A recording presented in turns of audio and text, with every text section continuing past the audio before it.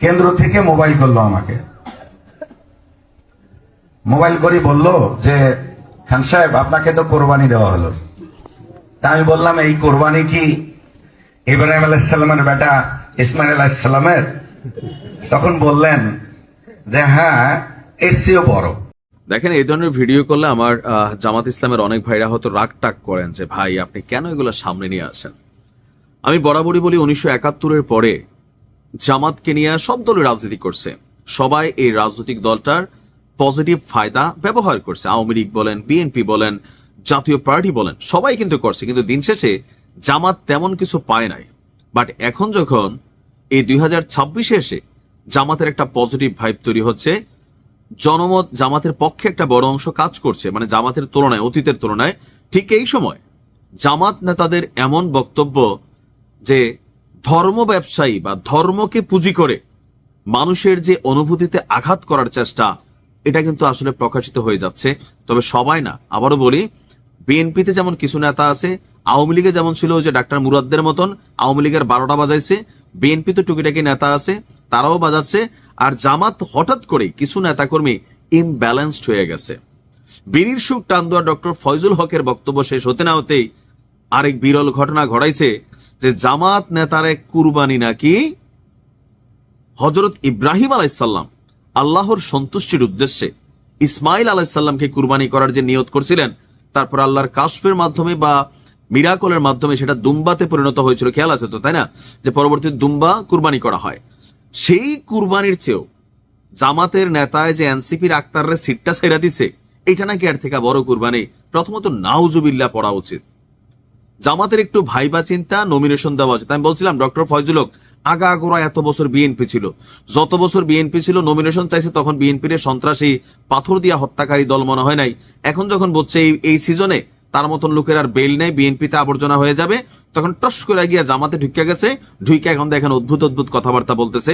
জামাতের যারা রেগুলার নেতাকর্মী, আমি তাদের মুখে এরকম কথা কমই শুনি। তবে আজকে যিনি এই কথা বলছেন, আমার কাছে একটু আশ্চর্য লাগছে। আপনার রংপুর মহানগর জামাত ইসলামের আমির এবং কাউনিয়া পীরগাছা আসনের প্রাথমিক মনোনীত প্রার্থী এটিএম আজম খান বলছেন হযরত ইব্রাহিম আলাইহিসসালামের কুরবানির সঙ্গে রাজনৈতিক কুরবানিকে তিনি তুলনা করে ফেলেছেন। আর এ নিয়ে ব্যাপক সমালোচনা হচ্ছে। 8ই জানুয়ারি রংপুরের পীরগাছা উপজেলার কদমতলা এলাকায় আয়োজিত এক মতবিনিময় সভায় এই বক্তব্য তিনি দিয়েছিলেন। সেখানে জোটের প্রার্থী এবং সদস্য সচিব আক্তার হোসেনও উপস্থিত ছিলেন। এই যে আক্তার উপস্থিত ছিল, এই যে এত বড় একটা কথা বল, আক্তার কোনো বাধা দিছে? আগাত মোরা তো তিনিও দাড়ি টাড়ি রেখা পাঞ্জাবি পইরা হাঁটেন। আসলে এনসিপির প্রতিও মানুষের থাকে না যে হ্যাঁ উনি হয়তো বলতেছে। একজন মানুষ বক্তব্য দিতে গেলে হয় কি জানেন, স্লিপ অফ টাং, সামনে থাকা অডিয়েন্স, জোশ জোয়ারে অনেক কিছু বইলা ফেলে। ওই যে মাহাদির কথা খেয়াল নাই, বানিয়াচং থানা উড়াই দিছি, এটা জোশের ছাড়াই চলে আসে। তো সাথে থাকা মানুষগুলো তো আটকাইতে পারতো মাহাদিরে। জামাতের এই নেতা যখন কথা বলতেছিলেন তখন তো আক্তার আটকাইতে পারতো, ভাই কানে কানে বলতে পারতো, কিন্তু এনজয় করছে। যেই ভিডিওটা আমরা দেখেছি আপনার 28 তারিখ সকাল 6:30টার কেন্দ্র থেকে মোবাইল করলো আমাকে। আমি ভিডিওটা দিলাম না কারণ এখানে নানান ঝামেলা আছে, আপনারা দেখছেন ইতিমধ্যে, তাই না? যে 28 তারিখ সকাল 6:30টায় কেন্দ্র থেকে মোবাইল করলো আমাকে। কাকে? আজম খানকে। বললো খান সাহেব আপনাকে তো কুরবানি দেওয়া হলো। তখন আমি বললাম এই কুরবানি কি ইব্রাহিম আলাইহিসসালামের বেটা ইসমাইল আলাইহিসসালামের?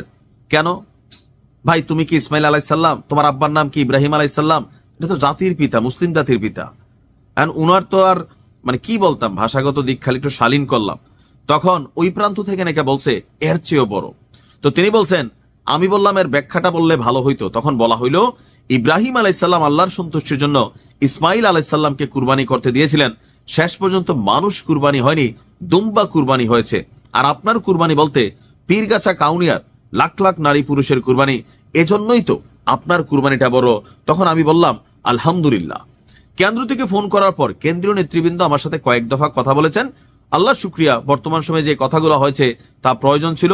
দুঃখকে শক্তিতে রূপ দিতে হবে, এটা একটা চ্যালেঞ্জ। তো চ্যালেঞ্জ দেন না, ধর্ম কুরবানি এগুলোটা কেন ব্যবহার করলেন? আপনার মতন আজম খানরা জামাতের কিন্তু পুঙ্গি বাজাবে, আমরা বইলা দিচ্ছি বারবার। আমাদের ভিডিও দেখা জামাতের নেতা কর্মীরা ক্ষোভ হইতে পারেন, কিন্তু ভাই আমরা সমালোচনা করি যখন মনে হয় যে আপনার দলের এই লোকটা আপনার জন্য ক্ষতিকর। আর আপনি যদি মনে যে না ভালো হয়েছে, তাহলে আপনিও ভেতরে ভেতরে ধর্মকে ব্যবহার করে ক্ষমতায় যাইয়া ধান্দাবাজি করার উদ্দেশ্য, এছাড়া কিছুই না। জামাতের মানুষ এমনি পছন্দ করে তাদের কর্ম দ্বারা, তাদের অ্যাক্টিভিটিস দ্বারা, লোকাল নেতা কর্মীদের আচার ব্যবহারে।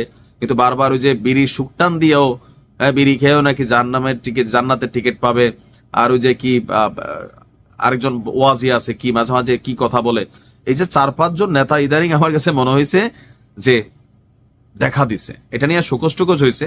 বাট আমার মনে হয় যে একটু বুঝে শুনে কথা বলবেন। সারা জীবনের যে চাহিদা ছিল, চাওয়া ছিল, মুহূর্তের মধ্যে হাত ফসকে চলে যাবে। আল্লাহ একটা নেয়ামত দেয়, সেই নেয়ামতের অপব্যবহার হইলে, ধান্দাবাজি শুরু করলে এটা আপনার জন্য ক্ষতিকর হবে। ভালো থাকবেন।